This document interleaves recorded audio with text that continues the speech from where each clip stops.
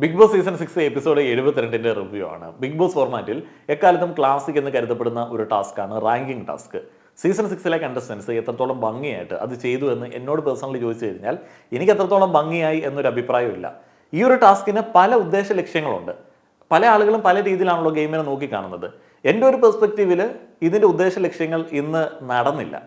ഇത് ചെറിയ രീതിയിൽ ഉഴപ്പി എന്നുള്ളൊരു അഭിപ്രായക്കാരനാണ് ഞാൻ ഈ ഒരു ടാസ്ക് കണ്ടുകൊണ്ടിരുന്ന സമയത്ത് എനിക്ക് പേഴ്സണലി ഫീൽ ചെയ്തത്, എന്തിനാണ് ഇവരിങ്ങനെ ധൃതി വെച്ച് ഇത് തീർക്കാനായിട്ട് ശ്രമിക്കുന്നത്? ഇത് ഇന്ന് തന്നെ തീർക്കണം എന്നുള്ള ഒരു നിർബന്ധമൊന്നുമില്ല. ഇവർ ഊണ് കഴിക്കാത്തത് കൊണ്ട് പെട്ടെന്ന് ഈ ഒരു ടാസ്ക് അവസാനിപ്പിക്കാൻ വേണ്ടിയുള്ള ഒരു ധൃതിയാണോ അവിടെ ഉണ്ടായത് എന്ന് ഞാനിങ്ങനെ ആലോചിച്ചു പോയി. അത്രയധികം പൊസിഷൻസ് ഉണ്ട്, 13 പൊസിഷൻസ് ഉണ്ട്. ഈ 13 പൊസിഷൻസിലും ഗെയിം കളിക്കാനായിട്ടുള്ള ഒരു അവസരമുണ്ട്. നിലവിലത്തെ ഗെയിമിൻ്റെ അവസ്ഥ അത് കണ്ടസ്റ്റൻസിനും പ്രേക്ഷകർക്കും മനസ്സിലാക്കി കൊടുക്കുക, ബാക്കിയുള്ള ആളുകളുടെ അതിനകത്തുള്ള ചില ആളുകളുടെ മനോവീര്യം കെടുത്തുക എന്നീ പരിപാടിയൊക്കെയാണ് ഈ ഒരു റാങ്കിങ് ടാസ്കിൽ നമ്മൾ ഉദ്ദേശിക്കുന്നത്. ഞാൻ ഈ ഒരു ഗെയിമിനെ നോക്കി കാണുന്നതനുസരിച്ചിട്ട് എനിക്ക് അത് അങ്ങനെയാണ് മനസ്സിലായത്. ഞാൻ ഈ ഒരു റാങ്കിങ് ടാസ്കിനെ കുറിച്ചിട്ട് കഴിഞ്ഞ തവണ കുറേ ഇങ്ങനെ ഇരുന്ന് തപ്പിയതാണ്. അപ്പോൾ അതിൻ്റെ അടിസ്ഥാനത്തിൽ പറയുകയാണെന്നുണ്ടെങ്കിൽ ഈ റാങ്കിങ് ടാസ്കിൽ നോർമലി നടക്കുന്ന ഒരു പരിപാടി എന്താണ്? മുൻപന്മാർ പിൻപന്മാരാവുകയും പിൻപന്മാർ മുൻപന്മാരാവുകയും ചെയ്യും. ഈ ഒരു ടാസ്കിനെ കണ്ടസ്റ്റൻസും പ്രേക്ഷകരും ഒക്കെ സ്ഥിരമായിട്ട് കണ്ട് പരിചയപ്പെട്ടിട്ടുള്ളതാണ്.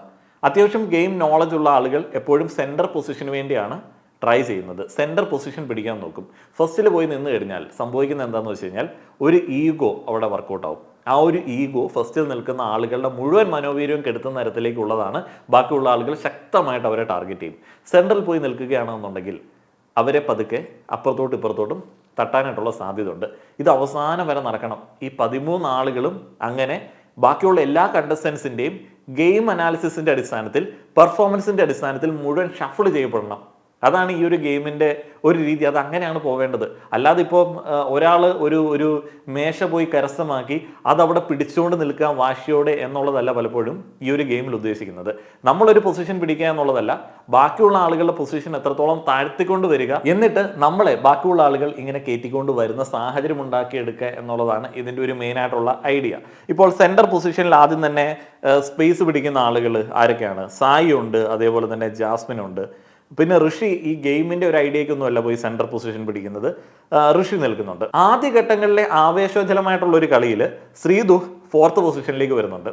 അതേപോലെ തന്നെ ജാസ്മിനെ ചില ആളുകൾ ഫസ്റ്റിലേക്കൊക്കെ റെക്കമെൻഡ് ചെയ്യുന്നുണ്ട്, എന്നാൽ പിന്നീട് മൊത്തത്തിൽ കുളമാവുന്നുണ്ട്. ജിൻഡോ 2nd പൊസിഷനിൽ തന്നെ മെയിൻറ്റെയിൻ ചെയ്യപ്പെടേണ്ട ഒരു വ്യക്തിയാണ്, അവിടെ തന്നെ പൊസിഷൻ ചെയ്യപ്പെടേണ്ട ഒരു വ്യക്തിയാണ്. ഫസ്റ്റിൽ ജിൻഡോയെ നിർത്തുക എന്ന് പറയുന്നത് ബാക്കിയുള്ള കണ്ടസ്റ്റൻസിനെ നെഗറ്റീവായിട്ട് ബാധിക്കുന്ന ഒരു സംഗതിയാണ്. സെക്കൻഡിൽ ജിൻഡോ നിൽക്കുന്നത് പെർഫോമൻസിന്റെ അടിസ്ഥാനത്തിലാണ്.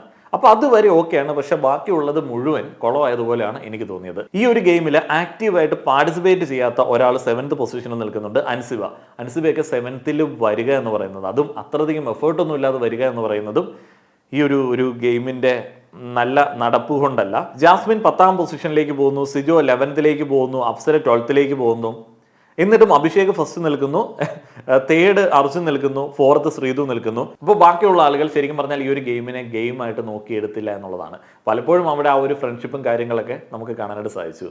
നന്ദൂട്ടനെ ഏട്ടായിമാർ തേച്ചതായിട്ടാണ് ഈ ഒരു ഗെയിമിൽ കാണാനായിട്ട് പറ്റിയത്. അത് പക്ഷേ അവരെ കുറ്റം പറഞ്ഞിട്ട് കാര്യമില്ല. നന്ദൂട്ടൻ്റെ കളി അങ്ങനത്തെ ഒരു കളിയായിരുന്നു. നന്ദൂട്ടനാണ് ബസർ അടിച്ചപ്പോൾ തന്നെ കളി അങ്ങോട്ട് തുടങ്ങി ആകെ മൊത്തത്തിൽ ഓളമാക്കിയത്. ഇനി ഇതിൻ്റെ ഒരു റിവ്യൂയിലേക്ക് പോയി കഴിഞ്ഞാൽ വലിയ കാര്യമായിട്ട് ഞാൻ പറയുന്നില്ല. കാരണം എന്താണെന്ന് വെച്ച് കഴിഞ്ഞാൽ കുറേ കാര്യങ്ങൾ ഇവർ പറയുന്നുണ്ട്, പലതും നമുക്ക് കേൾക്കാൻ പറ്റുന്നില്ല. വെറുതെ വാഗ്വാദങ്ങൾ തന്നെയാണ്, ഭയങ്കര റെപ്യൂട്ടേഷനാണ്, ആര് എന്ത് പറയുന്നു എന്ന് പോലും മനസ്സിലാക്കാനായിട്ട് പറ്റുന്നുണ്ടായിരുന്നില്ല. ലൈവിൽ കുറേയധികം കാര്യങ്ങൾ ഇവർ സംസാരിക്കുന്നുണ്ടായിരുന്നു. ഏതായാലും ഇന്നത്തെ എപ്പിസോഡിൻ്റെ ഒരു റിവ്യൂയിലേക്ക് പ്രോപ്പറായി പോയി കഴിഞ്ഞാൽ രാവിലെ മോർണിംഗ് ആക്ടിവിറ്റി ഉടായ്പായിരുന്നു. അനുകരണം മോർണിംഗ് ടാസ്ക്കാണ്. ഉടായ്പ് മോർണിംഗ് ആക്ടിവിറ്റികൾ പണിയെടുക്കാൻ വയ്യ. അതുകൊണ്ട് തന്നെ ഏതെങ്കിലും ഒരു കണ്ടസ്റ്റൻറ്റിനെ കൊണ്ട് എന്തെങ്കിലുമൊക്കെ കാണിച്ച് മോർണിംഗ് ആക്ടിവിറ്റി അങ്ങോട്ട് അവസാനിപ്പിക്കുകയാണ്. ഈ അനുകരണ ടാസ്ക് ആയതുകൊണ്ട് ഓരോ കണ്ടസ്റ്റൻസും ചെയ്യുന്നത് നന്ദന അനുകരിക്കേണ്ടതുണ്ട്. സിജോ, അഭിഷേക്, ജിൻഡോ എന്നിവരൊക്കെ അവരുടെ വർക്കൗട്ട് സ്കിൽസൊക്കെ മാക്സിമം എടുത്ത് ഇടുന്നുണ്ട്. അതൊക്കെ നന്ദന മാക്സിമം അനുകരിക്കാനായിട്ട് ശ്രമിക്കുന്നുണ്ട്. അഭിഷേകൊക്കെ കരണം അറിയുന്നതൊക്കെ നന്ദന ഓൾമോസ്റ്റ് ചെയ്ത് കാണിക്കുന്നുണ്ട്. തലകുത്തി നിൽക്കാനായിട്ട് മാത്രം നന്ദനയ്ക്ക് പറ്റിയില്ല. നല്ല രസമുള്ളൊരു പരിപാടിയായിരുന്നു. മുഴുവൻ എഫേർട്ട് ഇട്ടിട്ട് തന്നെയാണ് നന്ദന അത് ചെയ്തത്. ഈ ഒരു ഘട്ടങ്ങളിലാണ് നമ്മൾ എപ്പിസോഡിൽ കണ്ട നോറയുടെ ക്യാമറ വെറുപ്പിക്കൽ പരിപാടി ഉണ്ടായിരുന്നത്. വളരെ കാലങ്ങൾക്ക് ശേഷമാണ്. സ്വന്തം ഗെയിമിൽ ഡൗട്ട് വന്ന സമയത്ത്, ഇമേജ് കോൺഷ്യസ് ആവുന്ന സമയത്ത് നോറ ക്യാമറയുടെ അടുത്ത് കഥ പറയാൻ പോകും. നോറ ഇത് പറയുന്നത് ശരിക്കും പേരൻസിനോടാണ് എന്നുള്ളതാണ് നോറ നമ്മളോട് പറയുന്നത്. എന്നാൽ അത് നമ്മളോടാണ് എന്നുള്ളത് നമുക്കറിയാം. അല്ലാതെ പേരൻസിനോട് അതൃപ്തി അറിയിക്കുന്ന പരിപാടിയൊന്നുമല്ല. ഇന്നലെ ഞാനടക്കമുള്ള ആളുകൾ ചിന്തിച്ച ഒരു കാര്യമുണ്ട്. നോറ ഇവിടെ വന്ന് പറഞ്ഞ സ്റ്റോറിയിൽ നിന്ന് കുറച്ച് ഡിഫറൻ്റ് ആണല്ലോ പേരൻസ് ഉദ്ദേശിക്കുന്നത്. പേരൻസിൻ്റെ ഭാഗത്ത് കുറച്ച് ന്യായമൊക്കെ ഇല്ലേ? അങ്ങനെ ആളുകൾ വിചാരിച്ചിട്ടുണ്ട് എന്നുള്ള ചിന്തയിൽ നോറയുടെ ഭാഗത്ത് ശരികളുണ്ട് എന്ന് ഇന്നലെ വൈകിട്ട് മുതൽ തന്നെ നോറ ഇങ്ങനെ നമ്മളെ കൺവിൻസ് ചെയ്യാനായിട്ട് ശ്രമിക്കുന്നതാണ്. പേരൻസ് പറയുന്നതിനകത്ത് കുറേയൊക്കെ ന്യായമുണ്ട്. ശരിയാണ്, കംപ്ലീറ്റ്ലി അദ്ദേഹത്തിൻ്റെ സഹോദരൻ്റെ അത്ര അധികം ഫ്രീഡം ഒന്നും നോറയ്ക്ക് കിട്ടിയിട്ടില്ല. എന്നാലും നോറയുടെ ഭാവി സുരക്ഷിതമാക്കാൻ വേണ്ടി വീട്ടുകാർ പറയുന്ന കാര്യങ്ങളിൽ ചിലതിൽ ന്യായമുണ്ട്. നോറ തന്നെ അങ്ങനെ സുരക്ഷിതമായിട്ടുള്ള ഒരു കരിയർ ഇല്ലാത്തതുകൊണ്ട്, ജോലി ഇല്ലാത്തതുകൊണ്ട് തിക്തഫലങ്ങൾ അനുഭവിച്ചിട്ടുള്ള ഒരു വ്യക്തിയാണ്. അത് നോറ ഓൾറെഡി ആ ഒരു സ്റ്റോറി പറഞ്ഞിട്ടുണ്ട്. അതുകൊണ്ട് തന്നെ വീട്ടുകാർ പറയുന്നതിനകത്ത് ഇൻഡിപെൻഡൻ്റ് ആവുക എന്ന് പറയുന്ന ഒരു കാര്യം കൂടെ അടങ്ങിയിട്ടുണ്ട്. ഏതായാലും നോറ അത്തരത്തിലുള്ള കാര്യങ്ങൾ പറഞ്ഞ് നമ്മളെ കൺവിൻസ് ചെയ്യാനായിട്ട് ശ്രമിക്കുന്നുണ്ട്. അതിനുശേഷം നോർമലായിട്ടുള്ള ബ്രേക്ക്ഫാസ്റ്റ് കഴിപ്പും വർത്തമാനങ്ങളും കാര്യങ്ങളൊക്കെ ആയിരുന്നു ഉണ്ടായിരുന്നത്. പ്ലാനിങ്ങും പ്ലോട്ടിങ്ങും ഒക്കെ കാര്യമായിട്ട് തന്നെ ഉണ്ടായിരുന്നു. സീക്രട്ട് ഏജന്റ്, അതേപോലെ തന്നെ സിജോ എന്നിവരുടെ എപ്പോഴും അവരുടെ പ്ലാനിങ് ആണ്. ഈ ഇടയ്ക്കൊക്കെ ആകുമ്പോഴത്തേനും നമുക്കൊരു ഇൻട്രസ്റ്റ് തോന്നും. എന്നാൽ ഇത് സ്ഥിരമാവുന്ന സമയത്തും ഇതൊന്നും നടപടിയില്ലാത്ത കേസുകളാവുന്ന സമയത്തും നമുക്ക് വലിയ ഇൻട്രസ്റ്റ് ഒന്നും തോന്നത്തില്ല. പിന്നീട് റാങ്കിങ് ടാസ്ക് അനൗൺസ് ചെയ്യുകയാണ്. 1 മുതൽ 13 വരെയുള്ള റാങ്കുകൾ, പൊസിഷനുകളാണ് കണ്ടസ്റ്റൻസ് മെയിൻറ്റെയിൻ ചെയ്യേണ്ടത്. കായികമായി നേടിയെടുക്കാനുള്ളതല്ല, ഇത് ബുദ്ധിശക്തിയും ചിന്തയും ഉപയോഗിച്ച് കംപ്ലീറ്റ് ചെയ്യേണ്ട ഒരു ടാസ്ക് ആണെന്ന് ബിഗ് ബോസ് എടുത്ത് പറയുന്നുണ്ട്. ജാസ്മിൻ ആൻഡ് സിജോ ആണ് ഗെയിമൊക്കെ മൊത്തത്തിൽ കോർഡിനേറ്റ് ചെയ്യുന്നത്. നല്ല കോർഡിനേഷൻ സ്കിൽസ് ആണ്. പക്ഷേ ഇവരെ ഒരു മനുഷ്യൻ അംഗീകരിക്കത്തില്ല. സിജോയെ പിന്നെ അംഗീകരിക്കും. ജാസ്മിൻ പറയാൻ പോയി കഴിഞ്ഞാൽ, ജാസ്മിൻ അത് കോർഡിനേറ്റ് ചെയ്യാൻ പോയി കഴിഞ്ഞാൽ, ജാസ്മിൻ ഐഡിയ ഉണ്ട് എന്നുണ്ടെങ്കിൽ ബാക്കിയുള്ള ആളുകൾ അനുവദിച്ച് കൊടുക്കത്തേ ഇല്ല. അതിൻ്റെ പ്രശ്നം എന്നാന്ന് വെച്ച് കഴിഞ്ഞാൽ, ജാസ്മിൻ കോർഡിനേറ്റ് ചെയ്യുന്നത് തന്നെ ജാസ്മിന് കൂടുതൽ സ്പേസ് എടുക്കാൻ വേണ്ടിയാണ്. അത് എവിഡൻ്റ് ആണ്. അത് ബാക്കിയുള്ള ആളുകൾക്ക് അറിയാം. റാങ്കിങ് ടാസ്കിൻ്റെ ബസർ അടിക്കുന്നതിന് മുൻപ് തന്നെ കണ്ടസ്റ്റൻസിൽ പല ആളുകളും പൊസിഷൻസ് മെയിൻറ്റെയിൻ ചെയ്യാനായിട്ട് ശ്രമിക്കുന്നുണ്ട്. അഭിഷേക്, നന്ദന, നോറ, അർജുൻ, റസ്മിൻ, ഋഷി എന്നിവരാണ് പൊസിഷൻസ് മെയിൻറ്റെയിൻ ചെയ്യാനായിട്ട് ഓടി അങ്ങടേക്ക് ചെല്ലുന്നത്. ഫസ്റ്റ് പൊസിഷന് വേണ്ടി കാര്യമായിട്ട് തന്നെയുള്ള പിടിവലിയുണ്ട്. അഭിഷേകും നന്ദനയും അവിടെ തന്നെ പിടിച്ചു നിൽപ്പുണ്ട്. ജിൻഡോ പിന്നീട് വന്ന് സൈഡിൽ പിടിക്കുന്നുണ്ട്. സരെ ഫസ്റ്റ് പൊസിഷന് വേണ്ടി ട്രൈ ചെയ്യുന്നുണ്ട്. 6th വരുമ്പോൾ സായി ആൻഡ് ശ്രീതു ഉണ്ട്. ബേസർ അടിച്ചപ്പോൾ തന്നെ നന്ദന പരിപാടി അങ്ങ് സ്റ്റാർട്ട് ചെയ്തു. നന്ദന പറയുന്നത് ബിഗ് ബോസ് ഹൗസിലേക്ക് നന്ദന വന്നത് ബാക്കിയുള്ള ആളുകൾ പൈസയ്ക്ക് ആവശ്യമില്ല എന്ന് പറയുന്നത് പോലെയല്ല, പൈസയ്ക്ക് ആവശ്യമുള്ളതുകൊണ്ടാണ്. തനിക്കൊരു വീട് വെക്കേണ്ടതുണ്ട്, അതുകൊണ്ടാണ് ബിഗ് ബോസിലേക്ക് വന്നത്. ചില ആളുകൾ സെലിബ്രിറ്റി ലൈഫ് ആഗ്രഹിച്ചും സിനിമ, സീരിയൽ രംഗത്തുള്ള അവസരങ്ങൾക്ക് വേണ്ടി ബിഗ് ബോസ് ഹൗസിലേക്ക് വന്നിട്ടുണ്ട്. എന്നാൽ തൻ്റെ ആവശ്യം അങ്ങനെയൊന്നുമില്ല, തനിക്ക് വീടാണ് ആവശ്യം. അത് കേട്ട സമയത്ത് എനിക്ക് തോന്നി, എന്ത് മണ്ടത്തരമാണ് ഈ വിളിച്ച് പറയുന്നത്. പല ആളുകളും അവരുടെ കരിയർ സെക്യൂർ ആക്കാൻ വേണ്ടിയാണ് ഈ മറ്റേ ഫിലിം, അതേപോലെ തന്നെ സീരിയൽ അവസരങ്ങളൊക്കെ ആഗ്രഹിക്കുന്നത്. അവരുടെ മേഖല അതാണ്. അപ്പോൾ ജോലി ചെയ്തിട്ട് വീട് വെക്കാമല്ലോ. അവരിൽ പല ആളുകൾക്കും വീടൊന്നും ഇല്ല സ്വന്തമായിട്ട്. ഋഷിക്ക് സ്വന്തമായിട്ട് വീടില്ല.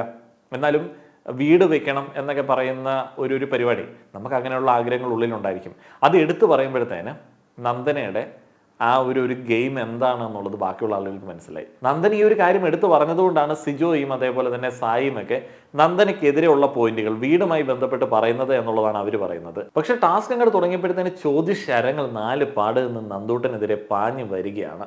ഇതാണോ ഗെയിം? വീട് പണിയുക എന്ന് പറയുന്നതാണോ ഗെയിം എന്നൊക്കെ പറഞ്ഞിട്ടുള്ള ചോദ്യങ്ങൾ വരുന്നുണ്ട്. അതിലേക്ക് ഞാൻ വരാം. പിന്നീട് അപ്സരയാണ് പറയുന്നത്, ഞാൻ ഫസ്റ്റിൽ നിൽക്കുന്നത് ഡേ 1 മുതൽ എല്ലാ കാര്യങ്ങളിലും നന്നായി ഇടപെടുന്നത് കൊണ്ടാണ്. അത് ടാസ്കിലാണെങ്കിലും നിലപാടിലാണെങ്കിലും ഞാൻ നല്ല രീതിയിൽ പെർഫോം ചെയ്യുന്നുണ്ട്. അഭിഷേക് നന്ദന പറഞ്ഞതിന് കൗണ്ടർ ആർഗ്യുമെൻറ്റുമായിട്ടാണ് സ്റ്റാർട്ട് ചെയ്യുന്നത്. മണി എന്ന ഫാക്ടർ അല്ല, ഒറിജിനലായിട്ട് ഞാൻ ഇത്രത്തോളം ഇവിടെ നിന്നു. അതേപോലെ എൻ്റെ ഫാമിലി വന്ന സമയത്ത് നിങ്ങൾക്ക് മനസ്സിലായതാണ്, ഞാൻ അവിടെയും ഇവിടെയും ഒരേപോലെയാണ്. മണി എന്ന ഫാക്ടർ ഞാൻ നോക്കാറേ ഇല്ല.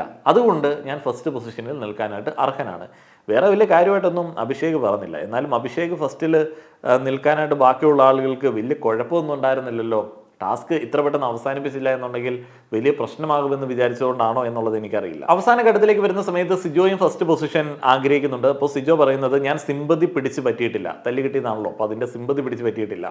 ഫിസിക്കലി ഇത്തിരി ഡൗൺ ആണെന്നുണ്ടെങ്കിലും അത് പുറത്ത് കാണിച്ചിട്ടില്ല. മറ്റാളുകളെ ഇമോഷണലി ഹേർട്ട് ചെയ്തിട്ടില്ല. ജിൻഡോ ഫസ്റ്റ് പൊസിഷന് വേണ്ടി ട്രൈ ചെയ്യുന്നുണ്ട് ഈ ഒരു അവസരത്തിൽ. അപ്പോൾ നമ്മുടെ സിജോ പറഞ്ഞത്, ജിൻഡോ ഫസ്റ്റിൽ നിന്ന് കഴിഞ്ഞാൽ ബിബിക്ക് തന്നെ അതൊരു വലിയ കളങ്കമാണ്, ബിഗ് ബോസിന് അതൊരു വലിയ കളങ്കമാണ്. വൃത്തി കേട്ട ചീഞ്ഞളിഞ്ഞ കണ്ടന്റ് കൊടുക്കുന്ന ഒരാളാണ് ജിൻഡോ. എല്ലാവരും അതിനോട് യോജിക്കുന്നുണ്ട്. അതുകൊണ്ട് തന്നെ ജിൻഡോയ്ക്ക് ഫസ്റ്റ് പൊസിഷൻ കിട്ടിയില്ല, സെക്കൻഡ് പൊസിഷനിലേക്ക് പോകുന്നുണ്ട്. സെക്കൻഡ് പൊസിഷനിൽ നോറയാണുള്ളത്. നോറ പറയുന്നത് ആളുകൾക്ക് മനസ്സിലാവുന്നുമില്ല, ആർക്കും അക്സെപ്റ്റ് ചെയ്യാനായിട്ട് പറ്റുന്നുമില്ല. അതേപോലെ നോറയ്ക്ക് അനുകൂലമായിട്ട് സംസാരിക്കുന്നത് റസ്മിനാണ്. റസ്മിനെ തന്നെ ആൾക്കാർക്ക് ഇഷ്ടമില്ലാത്തതുകൊണ്ട് റസ്മിൻ്റെ സൈഡ് ആരും കേൾക്കുന്നില്ല. കൂടുതൽ ആളുകൾ ജിൻഡോയെ സപ്പോർട്ട് ചെയ്യുകയാണ്. നോറ സ്ഥിരമായി ജിൻഡോയ്ക്കെതിരെ പറയുന്ന ഒരു കാര്യം കാണാപ്പാടമാണ് എന്ന് എനിക്ക് തോന്നുന്നു. നാണോ മാനോ ഇല്ലാത്ത, നിലവാരമില്ലാത്ത, നിലപാടില്ലാത്ത ഒരാൾ അത് വീണ്ടും ഇന്ന് ഇവിടെ ആവർത്തിക്കുന്നുണ്ട്. പിന്നെ സ്ത്രീ വിരുദ്ധത എന്ന് ആരോ ഒരാൾ പറഞ്ഞു, അപ്പോഴത്തേന് ബാക്കിയുള്ള ആളുകൾ അത് ഏറ്റുപിടിക്കുന്നുണ്ട്. പിന്നീട് ഞാൻ കണ്ടത് 6th പൊസിഷന് വേണ്ടി സായി ആൻഡ് ശ്രീതു മത്സരിക്കുന്നതാണ്. അപ്പം സായി ആൻഡ് ശ്രീതു മത്സരിക്കുന്ന സമയത്ത് ശ്രീതുവിനെ എല്ലാവരും കൂടെ വളഞ്ഞിട്ട് ആക്രമിക്കുകയായിരുന്നു. സായി അവിടെ വന്ന് നിൽക്കുന്ന സമയത്ത് സായി പറയുന്നത്, ഞാൻ വൈൽഡ് കാർഡായിട്ടാണ് വന്നത്, എനിക്ക് കുറച്ച് പ്രശ്നങ്ങളൊക്കെ ഉണ്ടായിരുന്നു, ഞാനത് ഗെയിമിൽ കാണിച്ചില്ല, പക്ഷേ ഈ ഒരു പൊസിഷൻ ഞാൻ ആഗ്രഹിക്കുന്നത് എനിക്ക് ഇവിടെ നിന്ന് ഇമ്പ്രൂവ് ചെയ്യാനായിട്ടാണ്.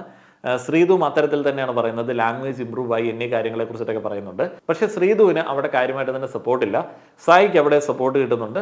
അങ്ങനെ ശ്രീതു അവിടെ നിന്ന് മാറ്റപ്പെടുകയാണ്. പിന്നീട് ഒരു അവസരത്തിൽ ശ്രീതുവിന് നമ്മുടെ 4th പൊസിഷനിലേക്ക് പോകാനായിട്ട് പറ്റി. 5th പൊസിഷന് വേണ്ടി ജാസ്മിൻ ആൻഡ് ഋഷിയാണ് മത്സരിക്കുന്നത്. അപ്പോൾ ഋഷി പറയുന്നുണ്ട്, ഞാൻ വളരെ റിയൽ ആണ്, ഞാൻ പാട്ട് പാടില്ല എന്ന് പറഞ്ഞു, അത്ര നൈസായിട്ട് പാടത്തില്ല എന്ന് പറഞ്ഞു, ഡാൻസ് നന്നായിട്ട് കളിക്കും, അതേപോലെ തന്നെ ക്യാപ്റ്റൻസിയിലേക്ക് വന്നിട്ടുണ്ട്, റിയൽ ആയിട്ട് നിൽക്കുന്നുണ്ട്, പവർ ടീമിൽ നിന്ന് സ്വമേധയാ പുറത്ത് ഇറങ്ങിയിട്ടുണ്ട്. ഇതൊരു അവസരമാണ്, ജിൻഡോയ്ക്കും സിജോയ്ക്കും ഒരു അവസരമാണ്. കാരണം ജാസ്മിനെതിരെയുള്ള ഒരു കളി കളിക്കണം. കഴിഞ്ഞ കുറേ ദിവസങ്ങളായിട്ട് അവർക്ക് ഗെയിമില്ല. അപ്പോഴത്തേന് ജിൻഡോ ആ ഒരു അവസരം നല്ല രീതിയിൽ ഉപയോഗപ്പെടുത്തുന്നുണ്ട്. ജിൻഡോ ആൻഡ് സിജോ ഋഷിയെ സപ്പോർട്ട് ചെയ്യുന്നു. കൂടുതൽ ആളുകളും ഋഷിയെ സപ്പോർട്ട് ചെയ്യുന്നു. റസ്മിൻ അവിടെയും ഋഷിക്കെതിരെ സംസാരിക്കുന്നു. ഋഷിക്കെതിരെ സംസാരിച്ച് കഴിഞ്ഞാൽ അറിയാമല്ലോ, ചെക്കന് പൊളിയും. പിന്നെ മറ്റേ ജാൻമണി പറയുന്ന പോലെയുള്ള കുറേയധികം ഡയലോഗ് അവിടെ അങ്ങോട്ട് അടിക്കുന്നു. നീ അതല്ലടി, നീ ഇതല്ലടി എന്നൊക്കെ പറഞ്ഞിട്ടുള്ള ഒരു ഗെയിം സ്പിരിറ്റും ഇല്ലാത്ത ഒരുത്തൻ്റെ വർത്തമാനം ഋഷി അവിടെ കിടന്ന് അടിക്കുന്നു. പിന്നെ റസ്മിനാണ്. അപ്പം റസ്മിൻ്റെ പൊസിഷനിലേക്ക് എനിക്ക് തോന്നുന്നു ശ്രീതും കൂടെ ചെല്ലുന്നുണ്ടെന്ന് തോന്നുന്നു. അപ്പം റസ്മിൻ പറയുന്ന കാര്യങ്ങൾ ആളുകൾ ആദ്യം തന്നെ നിഷേധിക്കുകയാണ്. കാരണം യെല്ലോ കാർഡ് കിട്ടിയ ഒരു വ്യക്തി സ്വമേധയാ അങ്ങേരത്തോളം പോയി നിൽക്കണം എന്നുള്ളതാണ് അർജുൻ്റെ അഭിപ്രായം. ഒത്തിരിയധികം കാര്യങ്ങളുണ്ട്, ഞാൻ അധികമൊന്നും ആഡ് ചെയ്യുന്നില്ല. ഈ ഒരു അവസരത്തിൽ ജാസ്മിന് 5th പൊസിഷൻ നിഷേധിക്കപ്പെട്ടല്ലോ. അപ്പം നമ്മുടെ അർജുൻ ആൻഡ് സായി പറയുന്നുണ്ട്, നിനക്ക് 1st, 2nd, 3rd ഒക്കെ ട്രൈ ചെയ്തൂടെ? അത് കഴിഞ്ഞിട്ട് ഇവരാരും ജാസ്മിനെ സപ്പോർട്ട് ചെയ്യുന്നില്ല. ജാസ്മിൻ അവസാനം മെനക്കെട്ട് പുറകിൽ പോയി നിൽക്കുകയാണ്. പിന്നീട് ആളുകൾ ടാർഗറ്റ് ചെയ്യുന്നത് അർജുനെയാണ്. അർജുനൊക്കെ പറയുന്നതിനകത്ത് പ്രത്യേകിച്ച് പോയിൻ്റൊന്നുമില്ല, ആളുകൾ തിരിച്ച് പറയുന്നതിനകത്ത് പ്രത്യേകിച്ച് പോയിൻ്റൊന്നുമില്ല. ഇവർ ഈ വഴക്ക് ഇതിനകത്ത് ഇടപെടുക അങ്ങനെയുള്ള കാര്യങ്ങളൊക്കെയാണ് ഗെയിമായിട്ട് നോക്കി കാണുന്നത്. അപ്പം അർജുൻ തിരിച്ചൊരു ചോദ്യം ജാസ്മിനോട് ചോദിക്കുന്നുണ്ട്, ഇവിടെ എല്ലാത്തിലും ഇടപെട്ടുകൊണ്ടിരുന്ന ഒരുത്തൻ പോയിട്ടുണ്ടല്ലോ, ഗബ്രിയെ കുത്തിയാണ് ചോദിക്കണത്. അത് അഭിഷേകും എപ്പിസോഡിൻ്റെ അവസാനം ചോദിക്കുന്നത് നമ്മൾ കേട്ടതാണ്. ഇപ്പോഴും ഈ പറയുന്ന ഒരു ഗെയിം ജാസ്മിനെതിരെ പ്രയോഗിക്കാം, അവളെ വീക്കാക്കാം എന്നുള്ള ഒരു ചിന്ത പല ആളുകൾക്കുണ്ട്. അത് പ്രോപ്പറായിട്ട് അവർ ഉപയോഗിക്കുന്നുണ്ട്. എന്ത് ചെയ്യാനാണ്, വരുത്തി വെച്ചല്ല അനുഭവിക്കാത്രേ ഉള്ളൂ. ഏതായാലും ഇപ്പോൾ നിലവിലുള്ള ഒരു പൊസിഷൻസ് പറയുകയാണെന്നുണ്ടെങ്കിൽ Abhishek 1st, 2nd Jinto, 3rd Arjun, 4th Sreethu, 5th Rishi, 6th Sai, 7th Ansiba, 8th Resmin, 9th Nora, 10th Jasmine, 11th Sijo, 12th Apsara, 13 നമ്മുടെ നന്ദന. ഇതിനകത്ത് ഒരു പണിയെടുക്കാതെ 7th പൊസിഷൻ കരസ്ഥമാക്കിയ Ansiba. Oh mind gamer Ansiba, എമ്മാതിരി കമൻറ്റ് ബോക്സിൽ എമ്മാതിരി സപ്പോർട്ടാണ്. എനിക്കാണെങ്കിൽ അൻസിബയെ കാണുന്ന സമയത്ത് ബിഗ് ബോസിലേക്ക് പോയേക്കാൻ തോന്നും. അൻസിബിനെ പോലെ വെറുതെ അങ്ങോട്ട് നിൽക്കുക, ആൾക്കാർ മൈൻഡ് ഗെയിമർ എന്നൊക്കെ വിളിച്ചിട്ട് വേറെ റേഞ്ചിലേക്ക് എത്തിക്കും. അവിടെ ആൾക്കാർ തമ്മിലടിച്ച് പൊസിഷൻസ് മെയിൻറ്റെയിൻ ചെയ്യാൻ വേണ്ടി കളിക്കുന്നതിനിടയിൽ അൻസിബ ചിരിച്ചുകൊണ്ടൊക്കെ അവിടെ നിൽക്കുന്നു. ആർക്കും പ്രത്യേകിച്ച് സംസാരിക്കാനായിട്ടുള്ള അവസരമൊന്നും കിട്ടിയില്ല. ഇതിങ്ങനെ പക്കയായിട്ട് നടത്തി മറ്റേ ബിഗ് ബോസിനെ തൃപ്തിപ്പെടുത്തി പൊസിഷൻസ് മെയിൻറ്റെയിൻ ചെയ്യപ്പെടേണ്ട ആവശ്യമൊന്നും ഉണ്ടായിരുന്നില്ല. കാരണം അത് ആ ഒരു പ്രോപ്പറായിട്ടുള്ള രീതിയിലല്ലാതെ നടന്നത്. ഇന്നത്തെ ഒരു ടാസ്ക് അങ്ങനെ അങ്ങ് നടന്നു, ക്ലാസിക് ടാസ്ക് അങ്ങനെ അങ്ങ് നടന്നു, അതങ്ങ് കഴിഞ്ഞു പോയി. ബിഗ് ബോസ് ഒരു ഗെയിം ചേഞ്ചിങ് പരിപാടി കാണിച്ചു. അഭിഷേകിന് 11th വീക്കിലേക്കുള്ള ക്യാപ്റ്റൻസി കൊടുത്തു. അത് ആർക്കും അറിയത്തുണ്ടായിരുന്നില്ല. അതൊരു അത്ഭുതകരമായിട്ടുള്ള സംഭവമായിട്ട് ആളുകൾ നോക്കിക്കണ്ടു എന്നുള്ളതല്ലാതെ വേറെ ഒരു സംഗതിയൊന്നുമില്ല. നന്ദൂട്ടൻ ഏട്ടായിമാരോട് പിടങ്ങി. കാരണം സിജോ ആൻഡ് സായി മറ്റേ പെട്ടിക്കാര്യം പറഞ്ഞ് ഗെയിം കളിച്ചു എന്നുള്ളതാണ് നന്ദൂട്ടൻ്റെ പരാതി. പക്ഷെ പെട്ടിക്കാര്യം ആദ്യം തന്നെ പുറത്ത് പാട്ടായിരുന്നു.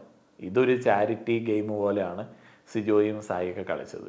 അത് നാട്ടുകാരെ കേൾപ്പിക്കാൻ വേണ്ടിയും വേറെ ചില ആളുകളുടെ അടുത്ത് ഇത് പറഞ്ഞിട്ട് ഗെയിം മാറ്റാൻ വേണ്ടി ചെയ്തതായിട്ടാണ് എനിക്കിപ്പോഴും തോന്നുന്നത്.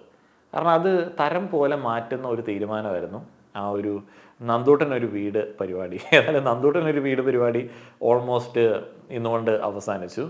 നന്ദൂട്ടൻ പിണങ്ങി. അത് കഴിഞ്ഞിട്ട് നന്ദൂട്ടൻ്റെ അടുത്ത് സോപ്പിടാൻ വേണ്ടി ചെന്ന് നന്ദൂട്ടൻ കലിപ്പ് സീനൊക്കെ ഉണ്ടാക്കുകയും ഒറ്റയ്ക്ക് വന്നവളാടാ ഞാൻ എന്ന് കഴിഞ്ഞ ദിവസം നിവിൻ പോളി പറയുന്ന പോലെ പറയുകയൊക്കെ ചെയ്തു. പെട്ടിയുടെ കാര്യം കരക്കാർ മൊത്തം അറിഞ്ഞതുകൊണ്ടും അത് ഗെയിമിൽ നന്ദൂട്ടൻ നെഗറ്റീവ് ആയതുകൊണ്ടും നന്ദൂട്ടൻ ഇനി ഏട്ടായിമാരെ വിശ്വസിക്കുമെന്ന് തോന്നുന്നില്ല. ഏതായാലും അഭിഷേകിൻ്റെ 1st പൊസിഷനെ കുറിച്ചിട്ട് ജാസ്മിൻ ഒരു അതൃപ്തി അറിയിക്കുന്നതാണ് എപ്പിസോഡിൻ്റെ അവസാനം കണ്ടത്. അതിനിടയ്ക്ക് അഭിഷേക് പറഞ്ഞൊരു കാര്യം എനിക്ക് ഇഷ്ടപ്പെട്ടു. എൻ്റെ ജാസ്മിനെ, നിൻ്റെ ശരികളൊന്നും ശരികളല്ല. നീ ചെയ്തതെല്ലാം പാളിപ്പോയി. അതുകൊണ്ട് നീ പറയുന്നത് പോലെ ഒന്നും ആയിരിക്കില്ല ഫസ്റ്റ് പൊസിഷനിൽ നിൽക്കാനായിട്ട് ഞാൻ അർഹനാണ്. അഭിഷേക് പറഞ്ഞ കാര്യം കറക്റ്റാണെന്നുണ്ടെങ്കിലും മറ്റേ ജാസ്മിൻ്റെ ശരികളൊന്നും പലപ്പോഴും ശരികളായിരുന്നില്ല, ഗെയിമിൽ ഗുണപ്പെടുന്ന രീതിയിലേക്കൊന്നും ആയിരുന്നില്ല. പക്ഷെ അഭിഷേകിൻ്റെ ഫസ്റ്റ് പൊസിഷൻ എന്ന് പറയുന്നത് അത് അഭിഷേകിനെ കുറ്റം പറഞ്ഞിട്ട് കാര്യമില്ല, അത് ബാക്കിയുള്ള ആൾക്കാരെ പറയണം. അതിനവിടെ ജാസ്മിൻ അഭിഷേകിനെ ഉപദേശിച്ചിട്ട് കാര്യമൊന്നുമില്ല. നമ്മൾ ഒരു പൊസിഷനിൽ പോയി നിൽക്കുന്നു, ഇത് ബാക്കിയുള്ള ആൾക്കാരെല്ലാവരും കൂടെ കളിക്കേണ്ട ഒരു ഗെയിമാണ്. ഈ ഒരു ഗെയിം അതിൻ്റെ ആ ഒരു സെൻസിൽ കളിക്കുകയാണെന്നുണ്ടെങ്കിൽ ഇപ്പോൾ നിലവിലുള്ള ഗെയിം പൊസിഷൻസ് ആളുകളുടെ പെർഫോമൻസിൻ്റെ അടിസ്ഥാനത്തിൽ മനസ്സിലാവും, അത് കണ്ട സെൻസിന് മനസ്സിലാവും. തീരെ കളിക്കാത്ത ആളുകൾ മനോവീര്യം കെട്ട് അവസാനത്തിലേക്ക് പോയി നിൽക്കുന്ന ഒരു സാഹചര്യം ഉണ്ടാവും. പിന്നെ നോർമലി സംഭവിക്കുന്നത് എങ്ങനെയാണെന്ന് വെച്ച് കഴിഞ്ഞാൽ ഫസ്റ്റ് സെക്കൻഡ് പൊസിഷനിലേക്ക് സേഫ് ഗെയിമേഴ്സ് വരികയും തേർഡ് ഫോർത്ത് ഫിഫ്ത്ത് അങ്ങനെയുള്ള പൊസിഷനിലേക്ക് മെയിൻ ഗെയിമേഴ്സ് വരികയും, എന്നാൽ ഈ രണ്ട് കൂട്ടരും കൂടെ അവസാനത്തിലേക്ക് മറ്റേ തീരെ മോശം ഗെയിമേഴ്സിനെ കൊണ്ടിടുകയും ചെയ്യുന്ന കാഴ്ചയാണ്. പക്ഷേ ഇവിടെ അങ്ങനെയല്ല, ഏറ്റവും മോശം ഗെയിമേഴ്സ് ആദ്യം വന്നു, അത് ബാക്കിയുള്ള ആളുകളുടെ പ്രശ്നമാണ്. അപ്പോൾ ഇവരുടെ ഈഗോ വർക്കൗട്ട് ആയത് എങ്ങനെയാണെന്ന് വെച്ച് കഴിഞ്ഞാൽ ഞങ്ങൾ ഒരു കൂട്ടം ആളുകൾക്ക് അവളെ ഇഷ്ടമില്ല, അതുകൊണ്ട് ഞങ്ങൾ അവളെ സപ്പോർട്ട് ചെയ്യില്ല, അങ്ങനെ ഒരു കുളമാക്കി കളഞ്ഞു. അതിൻ്റെ ഒരു സെൻസിൽ അവർക്ക് എടുക്കാനായിട്ട് പറ്റാത്തതുപോലെ എനിക്ക് പേഴ്സണലി തോന്നി. നിങ്ങളുടെ അഭിപ്രായങ്ങൾ അറിയാൻ ആഗ്രഹമുണ്ട്. നന്ദി.